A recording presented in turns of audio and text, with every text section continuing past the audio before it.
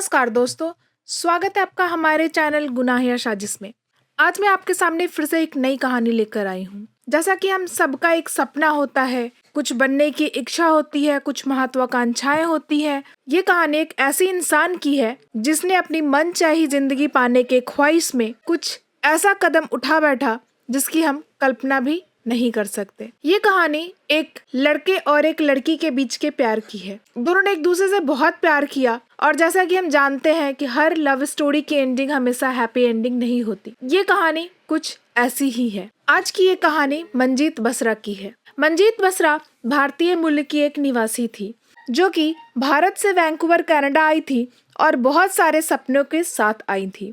मंजीत ने अपनी जिंदगी में सब कुछ बहुत पहले से ही प्लान करके रखा था और उसके लिए उसने बहुत मेहनत भी किया था। मंजीत की चाहत थी कि वह एक टीचर बने और ऐसा ही हुआ। कनाडा में मंजीत बसरा की मुलाकात मुख्तार पंगाली से हुआ और उन्हें पहली नजर में ही मुख्तार पंगाली से प्यार हो गया। दोनों एक दूसरे को पसंद करने लगे और प्यार इस हद तक चला गया कि दोनों ने एक दूसरे से शादी करने का फैसला लिया। इसके लिए उन दोनों के परिवार वाले भी राजी थे और दोनों को परिवार का भी सपोर्ट मिल जाता है। अभी तक मंजीत की लाइफ सब कुछ सही चल रहा था। उसकी लाइफ एक परियों की कहानी की तरह चल रही थी।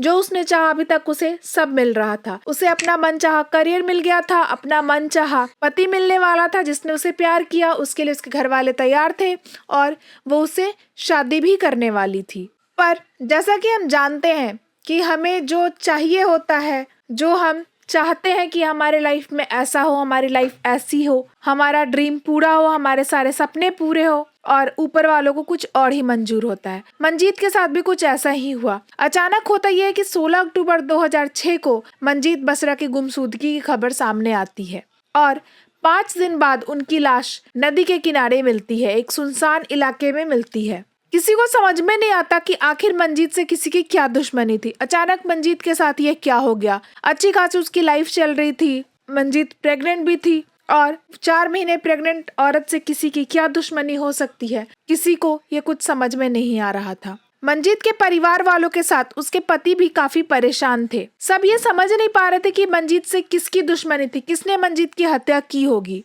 और जब आपको इस मंजीत के कातिल के बारे में पता चलेगा तो आप भी शायद यकीन नहीं कर पाएंगे। आप भी सोचने पे मजबूर हो जाएंगे कि ऐसी क्या मजबूरी रही होगी, ऐसी क्या दुश्मनी रही होगी कि किसी ने एक 4 महीने प्रेग्नेंट औरत की हत्या कर दी होगी। तो आइए इस कहानी को हम और डिटेल में जानते हैं। और डिटेल में जानने से पहले अगर अब तक आपने हमारे चैनल को सब्सक्राइब नहीं किया है तो कृपया सब्सक्राइब कर ले और बेल आइकन भी दबा ले ताकि जब भी मैं कोई नई वीडियो डालूं उसका अपडेट सबसे पहले आपको मिल जाए। तो चलिए इस कहानी को हम डिटेल में शुरू करते हैं। जैसा कि मैंने आपको पहले बताया, मंजीत बसरा भारतीय मूल की कैनेडियन महिला थी जो अपने पति मुख्तियार पंगाली और अपने 3 वर्षीय बेटी माया के साथ ब्रिटिश कोलंबिया कनाडा में रहती थी। मंजीत बसरा का परिवार अच्छी जिंदगी के तलाश में कनाडा आया था। मंजीत के परिवार ने अपनी फैमिली और बच्चे को हर मुमकिन खुशी देने के लिए काफी मेहनत की थी। मंजीत का बचपन काफी खुशहाल बीता था। हर लड़की की तरह मंजीत के भी कुछ सपने थे और वो उसे पूरा करने के लिए काफी मेहनत भी की थी और फाइनली उसने अपने सपनों को अचीव भी किया था। बचपन से उसे टीचर बनना था और इसके लिए उसने बहुत मेहनत किया था और फाइनली वो एक यूनिवर्सिटी में टीचर बनके पढ़ाना भी शुरू कर देती है। मुख्तियार भी मंजीत की तरह टीचर ही बनना चाहता था और इसके लिए वो भी कनाडा आया था और वो देखने में काफी ही हैंडसम और खुशमिजाज इंसान था। मंजीत मुख्तियार को पसंद करती थी और उसके लिए यह लव एंड फर्स्ट साइट था। मुख्तियार भी मंजीत को पसंद करने लगता है और बहुत ही अच्छी बात थी कि दोनों एक दूसरे को पसंद कर रहे थे। उनका प्यार इतना परवान चढ़ जाता है कि दोनों शादी का फैसला करते हैं। फिर दोनों अपने अपने परिवार वालों को बताते हैं कि दोनों शादी करना चाहते हैं। दोनों के परिवार वाले भी काफी खुश होते हैं और शादी के लिए तैयार हो जाते हैं। मंजीत के परिवार वालों को भरोसा था कि मुख्तियार एक अच्छा और जिम्मेदार लड़का है जो कि उनकी बेटी को हमेशा खुश रखेगा। 1997 में मुख्तियार और मंजीत की शादी हो जाती है। उनके परिवार वालों की नजर में वो एक परफेक्ट हैप्पी कपल थे जो कि काफी खुशी खुशी अपनी जिंदगी व्यतीत कर रहे थे। कुछ सालों बाद ही उनकी खुशियों पे किसी की नजर लग जाती है और उनकी शादीशुदा जिंदगी में प्रॉब्लम स्टार्ट हो जाते हैं। मंजीत का पति मुख्तियार का असली चेहरा उसके सामने आना शुरू हो जाता है। मुख्तियार एक कंजर्वेटिव फैमिली से बिलोंग करता था और उसकी सोच भी कुछ वैसी ही थी। उसके अनुसार मंजीत यानी उसकी पत्नी को उसके लिए खाना बनाना चाहिए और उसकी सेवा करनी चाहिए। जब वो घर लौटे तो खाने के टेबल पे उसके लिए अच्छा सा खाना बना के उसकी बीवी को सज सवर के उसके लिए इंतजार करते होना चाहिए।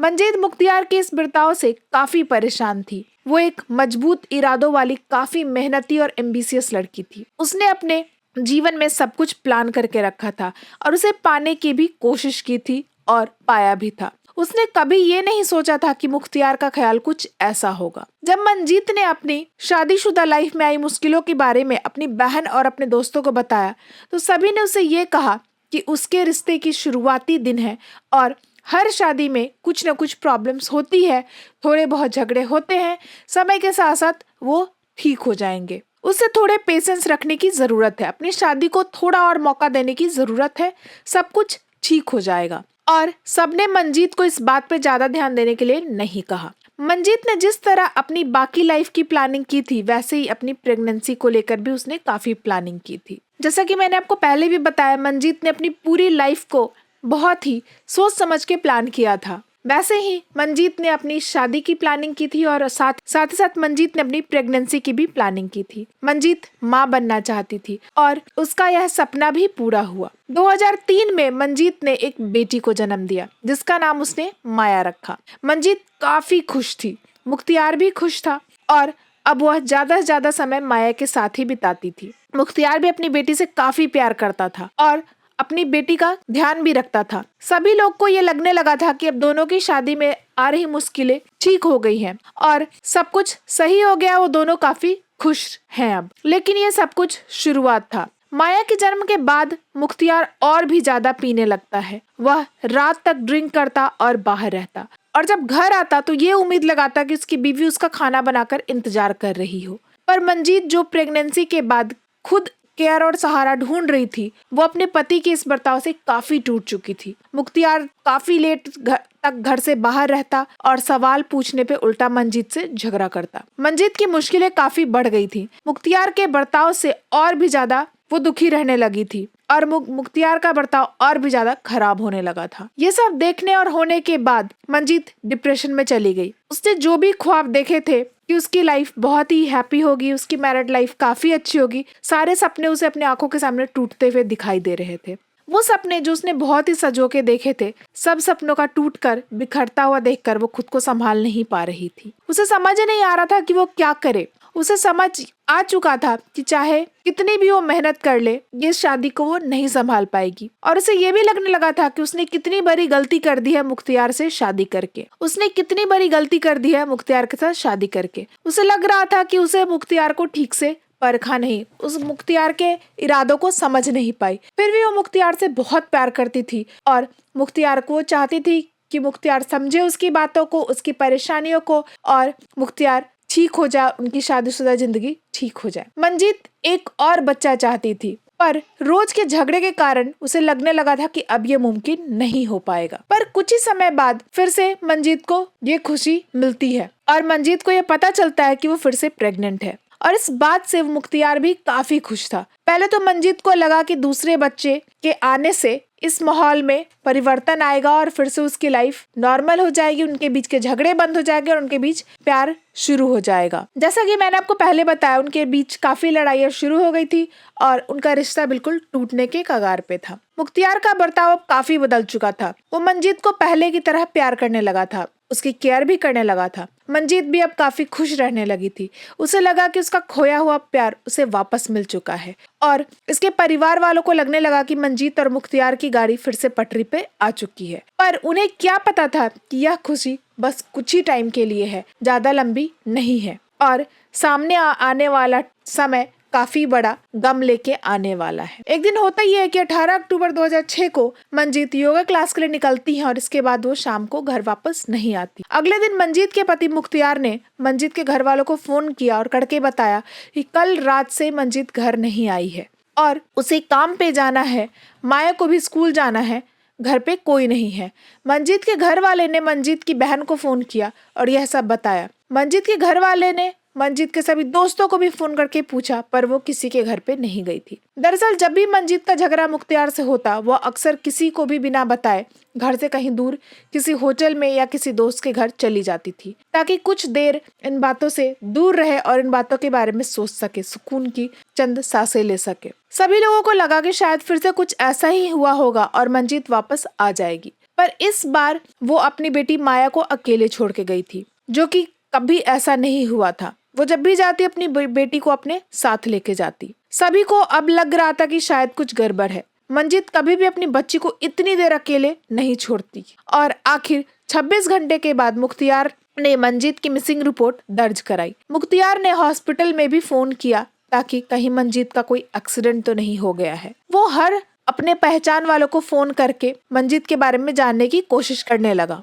पर कहीं से उसे कुछ पता नहीं चल रहा था। उसे कोई खबर नहीं मिल रही थी कि मंजीत कहाँ है। अब सभी को काफी चिंता होने लगी। सभी को लगा कि मंजीत का अपहरण हो चुका है। मीडिया ट्रायल में भी मंजीत के पति मुख्तियार ने मंजीत की सलामती और वापसी की अपील की। मुख्तियार काफी परेशान और दुखी था। सभी उसे दिलासा देने में लगे हुए थे। कहीं से भी किसी के पास से कोई खबर नहीं मिल रही थी, कोई इन्फॉर्मेशन नहीं मिल रहा था कि मंजीत कहाँ है। मंजीत का फोन भी ट्रेस किया गया, लेकिन उससे भी पुलिस को कोई खास इन्फॉर्मेशन नहीं मिली। कुछ खास उसके बारे में पता नहीं लग पाया। फिर 23 अक्टूबर 2006 को साउथ डेल्टा के तट पर एक जली हुई लाश मिली। पोस्टमार्टम रिपोर्ट से पता चला कि वह लाश मंजीत बसरा की ही थी और उनके पेट में पल रहा एक बच्चा जो कि एक लड़की थी। इस खबर ने मानो मंजीत के परिवार को तोड़ दिया। आखिर उनकी बेटी ने किसी का क्या बिगाड़ा था? वो तो अभी इस दुनिया में आई भी नहीं थी। किसी ने इतनी हैवानियत के साथ उसे जलाकर क्यों मार डाला? पुलिस इन्वेस्टिगेशन में ये पता चला कि मंजीत की मौत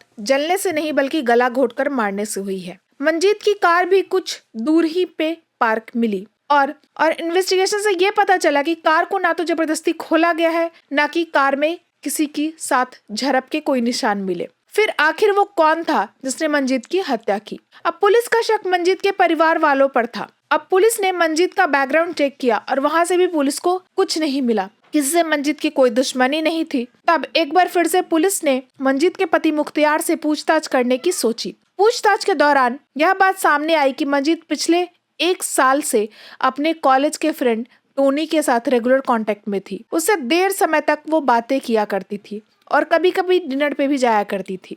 पुलिस को टोनी पे भी शक हुआ और उसने टोनी से भी पूछताछ की। पहले तो पुलिस को ये लगा कि शायद ये कोई लव ट्रायंगल या अफेयर का केस है, पर टोनी से बात करने पे पता चला कि टोनी का मंजीत के साथ कोई भी ऐसा रिश्ता नहीं था जैसा कि मुख्तियार बताया था। टोनी और मंजीत सिर्फ एक अच्छे दोस्त थे और इस बात की पुष्टि तब हुई जब टोनी का लाई डिटेक्टर टेस्ट में सभी सवालों के टोनी ने जवाब दिया और जिससे ये बात बिल्कुल ही साफ हो गया कि टोनी और मंजीत में कोई लव ट्रायंगल का, कोई भी लव अफेयर का मामला नहीं था। एक बार फिर से पुलिस ने मुख्तियार से पूछताछ शुरू की। पुलिस का शक अब मुख्तियार पे था, पर उन्हें ऐसा कोई सबूत नहीं मिल पा रहा था जिससे वह मुख्तियार को अरेस्ट कर सके या मुजरिम मान सके। एक बार फिर से पूछताछ के दौरान पता चला कि मंजीत और मुख्तियार के परिवार में एक और शख्स है जो उनके लाइफ में काफी करीब था और वो था मुख्तियार का छोटा भाई सुखविंदर। सुखविंदर बंगाली मंजीत और मुख्तियार के घर के बेसमेंट में रहता था, पर मंजीत के कहने पे